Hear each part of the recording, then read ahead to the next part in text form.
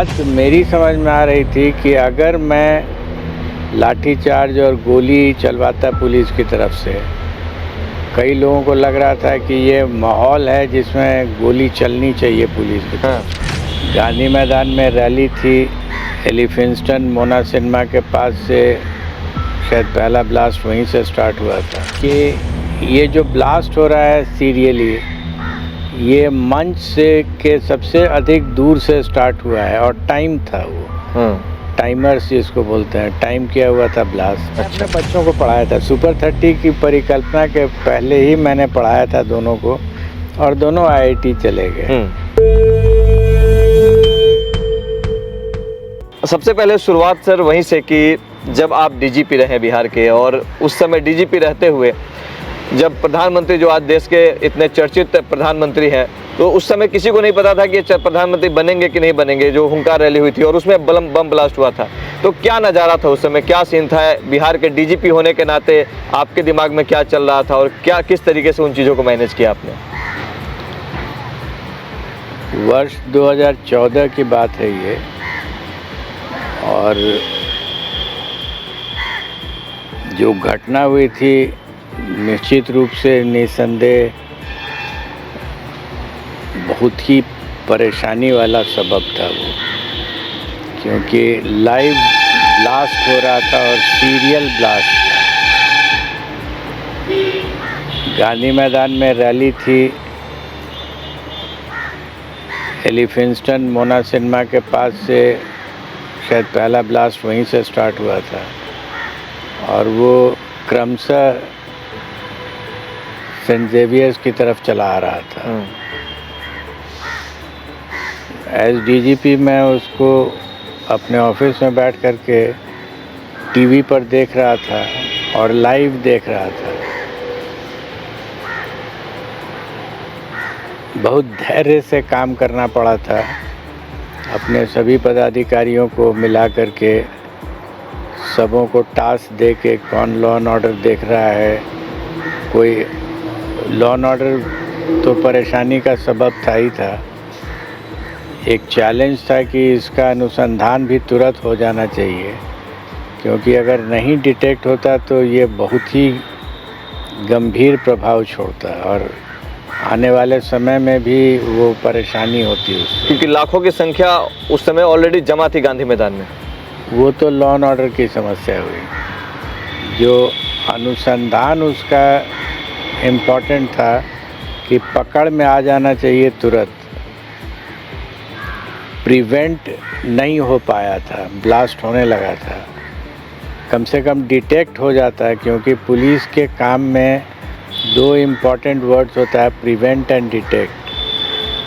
तो हम लोग प्रिवेंट करने में फेल कर गए थे, उस लेवल का मेरे पास सूचना नहीं था, लेकिन कम से कम डिटेक्शन हो जाता समय रहते तो आगे आने वाली घटनाएं बच जा सकती थी। आगे आने वाली मतलब भविष्य में भी रैलीज होनी थी, बिहार में नहीं होती तो कहीं और होती। तो जो मॉड्यूल्स थे वो मॉड्यूल्स अगर नहीं पकड़े जाते इमीडिएटली, तो वो मॉड्यूल अगले बार अटेम्प्ट करते कहीं और। अगर हम यहाँ पर डिटेक्शन कर, प्रिवेंट कर, आगे बड़ी घटना नहीं होने देते, कोई हताहत नहीं होता, लेकिन बाद में वो दूसरे स्टेट्स में तो अटेम्प्ट हो ही सकता था। बिल्कुल। तो कम से कम मॉड्यूल का डिटेक्शन हो जाना बहुत ज़रूरी था, और हमने उतनी ही देर में अपने धैर्य से न सिर्फ लॉ एंड ऑर्डर को हैंडल किया, बल्कि केस का डिटेक्शन किया। बाय द टाइम रैली ख़त्म हुई और कारवां गुजरात के लिए वापस लौट रहा था, तब तक रांची के हटिया से हमारे इनपुट पर इंफॉर्मेशन आना शुरू हो गया था कि यहाँ पूरा एविडेंस के साथ डिटेक्शन हो रहा है कि कौन सा मॉड्यूल था। अच्छा। तो उतनी ही देर में हमने डिटेक्ट भी किया। क्राउड को, जो इंजर्ड हुए थे उनको भी लॉ एंड ऑर्डर हैंडल करते हुए उनका इलाज करवाया। क्राउड जो भाग दौड़ में लौट रहा था वो रैम्पेज में नहीं चला जाए, इसकी भी व्यवस्था की। हर तरह की एक्टिविटी उसी 2-3 घंटे में हो रही थी, कराई गई थी।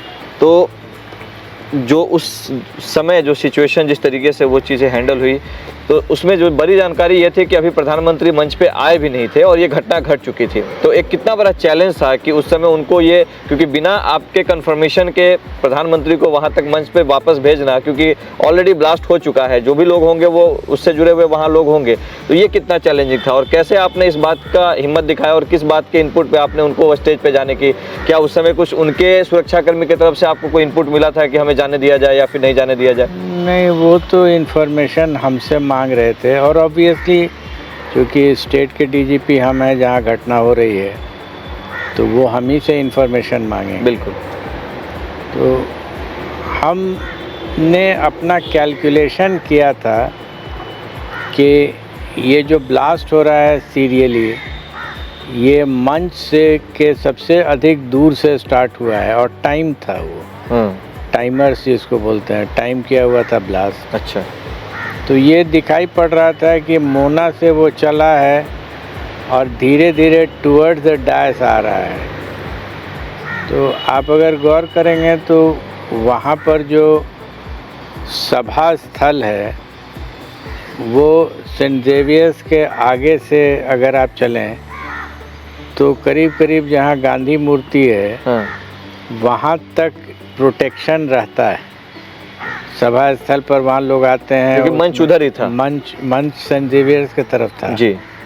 वहाँ से आप आगे बढ़िए तो गांधी मैदान में जो गांधी मूर्ति है वहाँ तक आते आते फिर व्यवस्था ख़त्म हो जाती है, फिर आम लोगों के लिए वो खुला रहता है।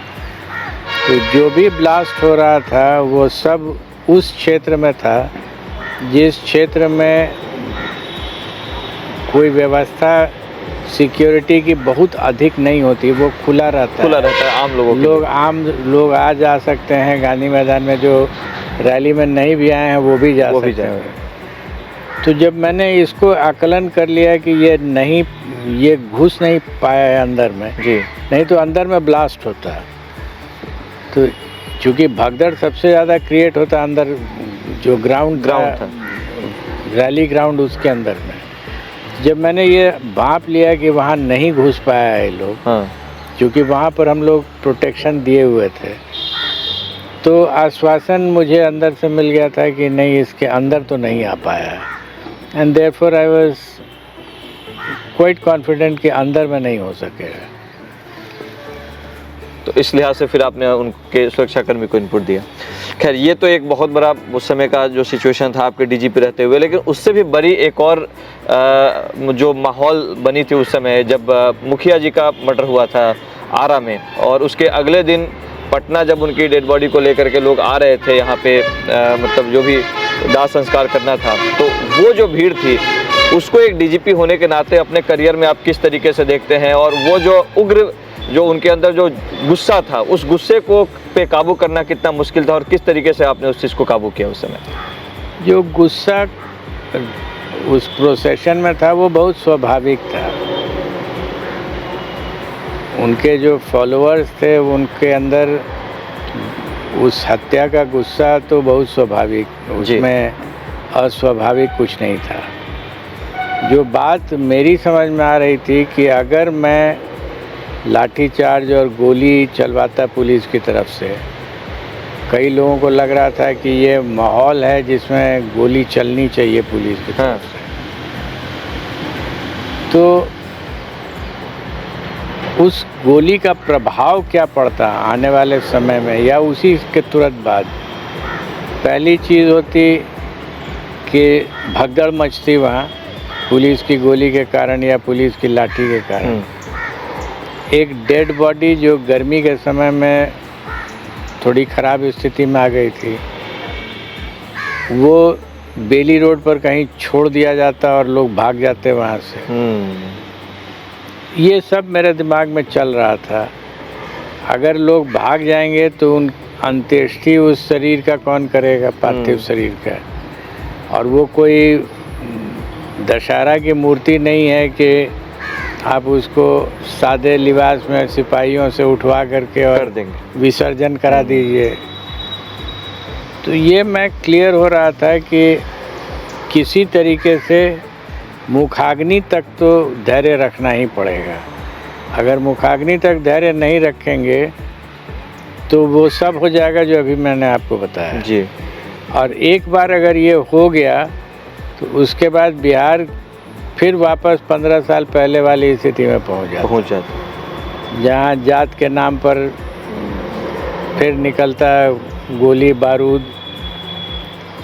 तो उसका एक अलग रूप ले लेता है वो चीज़। अलग रूप नहीं, वही रूप लेता जो 15 साल पहले का रूप था। क्योंकि 15 साल पहले जो होता था कास्ट राइट्स, जिस समय तक ये घटना जिस समय घट रही थी या प्रोसेशन चल रहा था, उस समय तक तो लोगों को यही जानकारी थी कि माले ने मारा है। अंदाज लोगों का था। जब बाद में इन्वेस्टिगेशन हुआ तो मालूम हुआ कि माले का कहीं हाथ नहीं है उसमें। ये तुरंत कुछ दिनों बाद पता चल गया था। ये जिस समय ये रैली प्रोसेशन चल रहा था उस समय तक तो इन्वेस्टिगेशन का ओर छोर नहीं पता था। अनुसंधान में अज्ञात के विरुद्ध केस दर्ज हुआ था और किसी को नहीं जानकारी थी। घटना कल की है तो आज प्रोसेशन निकला हुआ है। इतनी देर में किसी पुलिस वाले को कोई जानकारी नहीं थी। हमको भी जानकारी नहीं थी कि किसने मारा। क्योंकि FIR जो हुआ था वो किसी व्यक्ति के अज्ञात के विरुद्ध हुआ था। ये तो अगर टेंशन होता तो वो माले वर्सेस विशेष जाति के विरुद्ध हो जाता, तो फिर वापस बिहार उसी जगह पर था। इतनी बात हमको समझ में आती थी, तो मैंने तय कर लिया था कि नहीं, इसको धैर्य से ही रखना होगा। और 2-4 घंटे की बात है, 2-4 घंटे में कोई बहुत ऐसी बड़ी चीज़ नहीं हो जाएगी जिसको कि हैंडल नहीं किया जा सकता। लेकिन अगर हम उसी 2-4 घंटे में गोली चलाते या लाठी चलवा देते तो उसके बाद तो वर्षों तक उस समस्या जन्म चलती रहती। अभी उस केस में जिस तरीके से एक नया नाम जुड़ा है, एक बहुत राजनीति के तौर पे मतलब वो बहुत बड़े राजनीतिक मतलब राजनीति के क्षेत्र में बड़ा नाम है हुलास पांडे जी का। तो ये चीज़ें 12 साल बाद या उतने करीब 2012 की वो घटना है, फिर 2024 में आकर के, तो इसको आप किस नज़रिए से देखते हैं? मुझे कोई जानकारी नहीं है क्या एविडेंस है, क्योंकि एक बार जब CBI को दे दिया गया तो मैंने उसमें इंटरेस्ट लेना ही बंद कर दिया। अच्छा। और उचित नहीं होता है कि जब कोई दूसरी एजेंसी कर रही है इन्वेस्टिगेशन तो अन्य एजेंसी को उसमें ताक झांक करने की आवश्यकता नहीं होनी चाहिए। जी जी। और उसके बाद तो मैं रिटायर ही कर गया, तो और भी कोई इंटरेस्ट नहीं। खैर, तो ये तो थी वैसी चीज़ें, लेकिन अब थोड़ी हम शिक्षा में बात करेंगे। एक IPS होने के नाते जिस तरीके से, क्योंकि आप निश्चित तौर पे अपने शिक्षा में अच्छा आपने पढ़ाई की होगी, अच्छे जगह से पढ़ाई, अच्छी मेहनत करके पढ़ी होगी, तब आपने UPSC क्रैक किया होगा उस समय। तो फिर ये शिक्षा के क्षेत्र में आपका कैसे इंटरेस्ट फिर आया? क्योंकि लोग जब अपने जॉब में चले जाते हैं तो उतना वक्त नहीं होता है, कई बार तो अपने बच्चों को भी पढ़ाने के लिए उतना वक्त नहीं होता था। तो एक SP रहते हुए या अलग अलग पदों पे रहते हुए फिर आपने कैसे शिक्षा के क्षेत्र में सुपर 30 के निर्माण में कैसे योगदान दिया, और एक्चुअल इसकी रियल कहानी क्या है? क्योंकि लोग अभी ये नहीं जानते, लोगों को लगता है कि सुपर 30 मतलब आनंद कुमार। तो इसकी शुरुआत कैसे हुई? क्योंकि सबको, लगभग लोगों जो इसके बेस में है उनको पता है कि कहीं ना कहीं इसकी शुरुआत आपके माध्यम से की गई थी। शिक्षा में इन रुचि की जहाँ तक बात है वो मेरे बच्चों के कारण आई। अच्छा। क्योंकि मैं मूलतः शिक्षक नहीं हूँ। मैंने BSc पास की, एक अच्छा स्टूडेंट ज़रूर था। एक अच्छा स्टूडेंट का पैमाना university topper, gold medalist, record breaker, first attempt UPSC, तो जो पैमाना हो सकता है एक अच्छे स्टूडेंट का, सब कुछ था। लेकिन शिक्षक मैं कभी रहा नहीं जी। अब रही बात कि इंटरेस्ट कहाँ से है शिक्षा में, मैं एक ज़िले में SP था और शाम में घर लौट कर के आया तो मैंने पाया कि मेरे पुत्र और पुत्री 1 साल छोटे बड़े थे ये लोग, क्लास 2 क्लास 1 में थे। तो इनको इन प्रॉब्लम दिया गया था क्लास में सिंगल डिजिट मल्टीप्लिकेशन का, 5 इंटू 6, 7 इंटू 8। तो क्लास में 10 प्रॉब्लम दिया गया, 0 आउट ऑफ 10 आया था। अच्छा। तो माँ इनकी एकदम उत्तेजित के आपको जो होना था वो आप हो चुके हैं। हाँ। अभी लोग देखिए 0 आउट ऑफ 10 मल्टीप्लाई भी नहीं कर पा रहे। नहीं कर पा रहे। तो मैंने उसको बुला के पूछा कि क्या दिक्कत है बताओ। उसने उसका जवाब था, मिस बोलती है टेबल्स लर्न करना होगा तो मैं नहीं लर्न करूँगा। अच्छा। याद करने को तैयार नहीं था। तो हमने कहा कि ठीक है, अगर तुमको अब तुमसे हम पूछें कि ये नंबर समझते हो 8, 9, 7, 6 क्या होता है? हाँ। तो उसने कहा हाँ मैं जानता हूँ। हाँ। मैंने अनायास एक प्रश्न आया मेरे मन में, कहाँ से आया पता नहीं। हाँ। मैंने पूछा कि दुनिया की सबसे बड़ी संख्या कौन होती है? हाँ। मुझे कोई विश्वास नहीं था कि इसका ये आंसर दे पाएगा। अगर इन्फिनिटी बोल देता तो हम समझते कि कहीं से कुछ सुन लिया है, उसको बोल दिया, समझता तो होगा नहीं। लेकिन मैंने जो देखा कि वो गंभीर चिंतन में चला गया और करीब आधा मिनट सोचने के बाद कहा, आप हमको बहुत बेवकूफ़ बना रहे हैं। ऐसी कोई संख्या हो ही नहीं सकती। मेरा कौतूहल और जगह, तो मैंने पूछा कि अच्छा क्यों नहीं हो सकती है? तो उसने कहा कि आप कोई संख्या ऐसी देंगे तो मैं उसमें +1 कर दूंगा। अच्छा। तब मुझे समझ में आया कि ये बच्चा सोचने वाला है, ये रटने वाला है नहीं। और तब मैंने उसके साथ मैथमेटिक्स को सोचने की प्रक्रिया शुरू की, जबकि हमने भी जो पढ़ा था वो रट के ही पढ़े थे, बाद में समझने का प्रयास किए। बट उसको मैंने क्लास 1 से उसको और उसकी बड़ी बहन को सिखाना शुरू किया कि सोचा कैसे जाता है। तो अंततः बात समझ में ये आई कि ये जो बुद्धि आदमी के पास है, ये संग्रहण करने के लिए नहीं है, ये सृजन करने के लिए। और हम लोग अपनी व्यवस्था में, शैक्षणिक व्यवस्था में संग्रहण, तथ्यों का संग्रहण करने का इतना जोर लगाते हैं कि सोचने की शक्ति उसकी क्षीण हो जाती है। सृजन करने के लिए फिर बचता ही नहीं है उसके पास। अब क्विज ले लेंगे तो इतना इन्फॉर्मेशन है। अगर कोई आदमी एक पर्टिकुलर फैक्ट जानता है तो उससे वो क्या बहुत विद्वान हो जाएगा।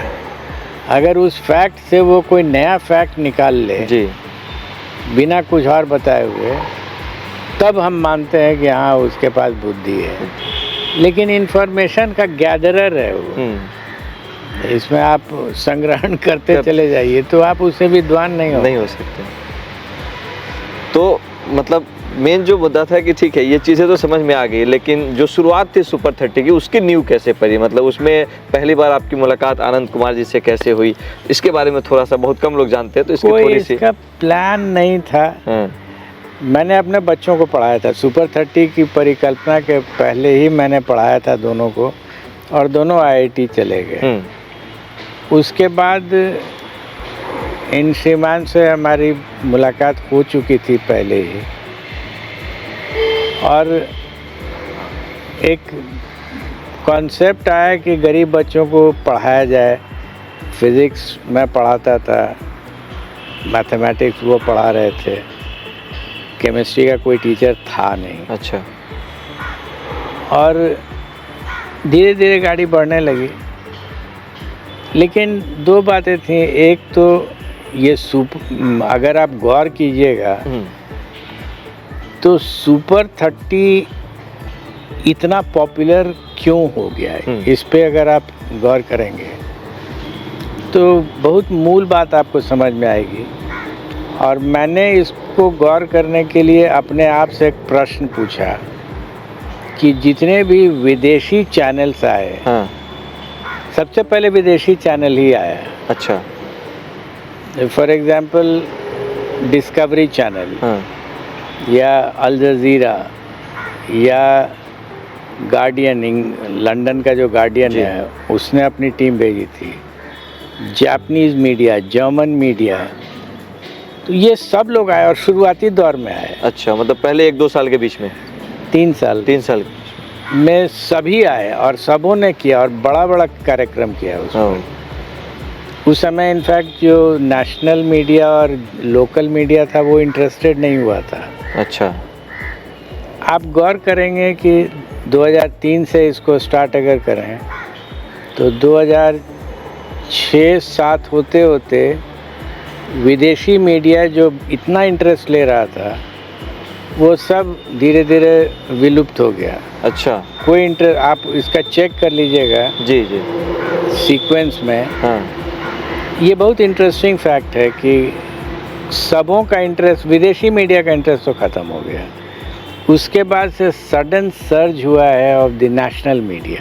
तो ये कब, जब आप हटे तब विदेशी मीडिया का इंटरेस्ट खत्म हुआ? बता रहे हैं 2006-07 में हमने छोड़ दिया। अच्छा। ये कह के कि वो आपका इंटरेस्ट है, आपका प्रोफेशन है, मेरा पैशन था। हाँ। हमको इससे पैसा नहीं कमाना था। तो आप आगे बढ़ें, वो आपका है, आप कराइए। लेकिन विदेशी मीडिया, जो इम्पोर्टेंट बात यह है कि विदेशी मीडिया जो सब बड़े नाम हैं जर्नलिज्म के क्षेत्र में, बहुत बड़े नाम हैं। आप डिस्कवरी चैनल या अल जज़ीरा या लंदन का गार्डियन, कोई तुलना ही नहीं। बिल्कुल।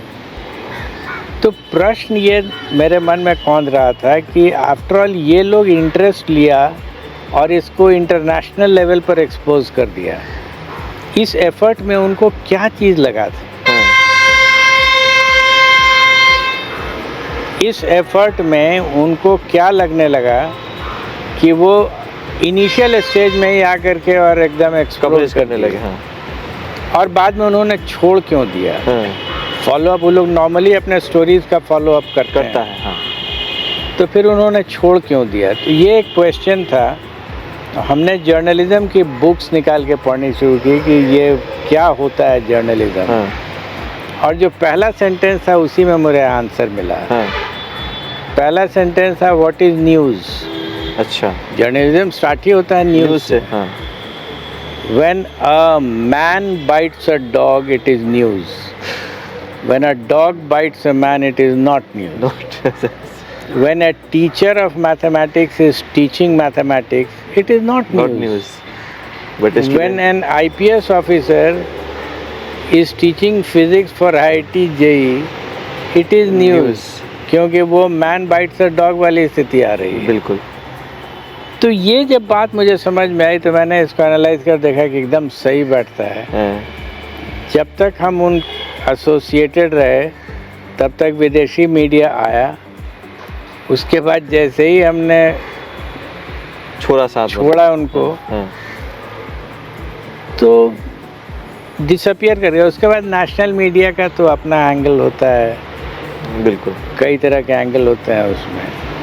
तो क्या इस बात की थोड़ी टीस है मन में कि जब सुपर 30 जैसी इतनी बड़ी फिल्म बनी, ऋतिक रोशन जैसे कैरेक्टर उसको प्ले किए हैं, बाकी और भी किरदार दिखाए गए हैं, लेकिन जिसकी सोच थी, जिसकी फाउंडेशन यूँ कह ले, उनके बारे में कोई चर्चा तक नहीं हुआ उस फिल्म में, तो इसकी कोई टीस है? चर्चा की टीस मुझे क्यों रहेगी जब मैंने स्पष्ट कर दिया कि आप आगे बढ़िए, ये आपका है, इन द सेंस कि आपका प्रोफेशन है, आपका पूरा परिवार उस पर आश्रित है। मेरा परिवार इस पर आश्रित नहीं है जी। न मेरे बच्चे सुपर 30 पर आश्रित हैं, न मैं आश्रित हूँ आर्थिक रूप से, न मेरी पत्नी आश्रित हैं। तो फिर टीस किस बात की? नहीं, जैसे लोगों को लगता है कि ठीक है, मतलब आपने अपनी स्वेच्छा से छोड़ दिया, लोगों को ऐसा लगता है कि भाई जब उनको तो अपने स्तर से एक बार उसमें चर्चा होनी चाहिए थी, आपको आपके बारे में कम से कम वो बता सकते थे। वो क्यों हम क्यों जाएंगे वहाँ? हाँ। और क्यों जाके कहेंगे कि आप हम मेरा भी किरदार रखिए उसमें। नहीं, आप नहीं कहे, मतलब वो उनको करना चाहिए था, ऐसा लोगों का मानना है। खैर, तो अब हम आगे बात करेंगे कि अभी आपकी एक किताब आई है जिसकी चर्चा हम लोग अभी कर रहे थे थोड़ी देर पहले, और ये अनबाउंड करके है, अभ्यानंद। तो इस किताब में आपने अपनी पूरी जो जर्नी है उसमें तो क्या क्या खास है, और अगर ये किताब कोई अगर खरीदता है, पढ़ता है, तो उसमें क्या क्या ऐसी चीज़ें हैं जो उसको जानने और सीखने को मिलेगी, और किन के लिए ये ज़्यादा ज़रूरी है पढ़ना? मेरी अपनी सोच है इस पुस्तक के बारे में। पहले तो ये बता दूं कि ये कोविड के दौरान लिखी गई, अच्छा, क्योंकि मैं 2 साल, हर आदमी 2 साल अपने घर में बंद था। बिल्कुल। तो मैंने भी निर्णय किया कि 2 साल बैठ के क्या करेंगे, किताब ही लिख देते हैं। मैंने जब ये किताब लिखी थी तो मेरे सामने में एक नए आईपीएस ऑफिसर जो नौकरी में तुरंत आते हैं, उनकी आकृति सामने में थी, उनकी मन स्थिति सामने में थी। उनको मैं समझाना चाह रहा था कि आप हैं कौन और आप किस परिस्थिति में इस समाज में आए हैं काम करने के लिए।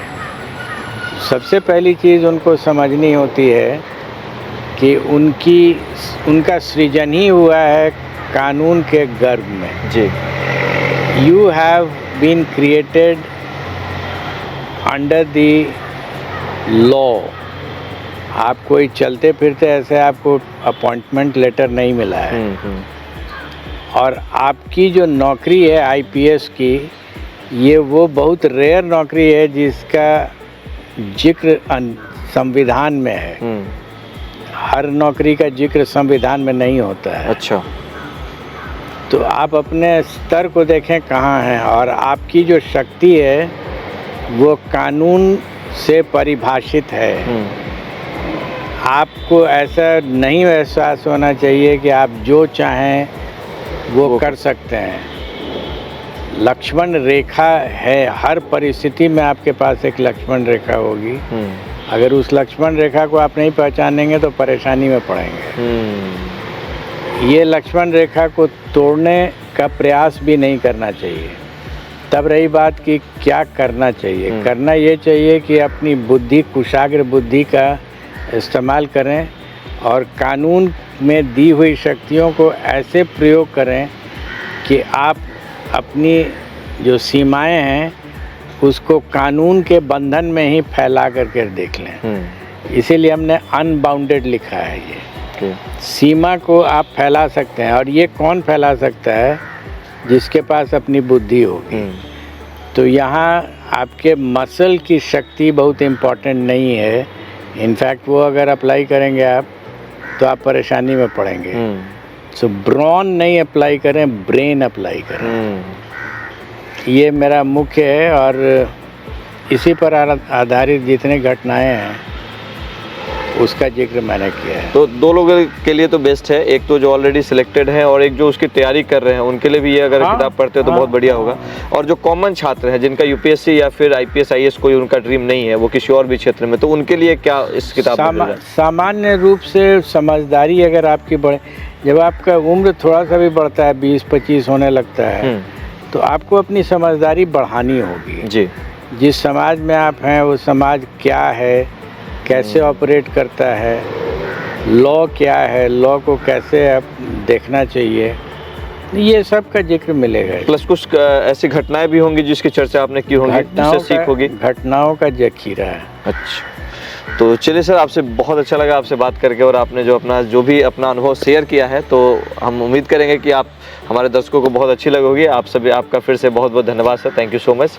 और आपकी क्या प्रतिक्रिया है इस वीडियो पे और सर की किताब पे, या इन्होंने जो भी अपनी बातें रखी, आप कमेंट बॉक्स में लिखकर हमारे पेज पे या फिर हमारे फेसबुक पेज पे या फिर हमारे यूट्यूब चैनल पे ज़रूर बताएं। आप सभी का फिर से बहुत बहुत धन्यवाद।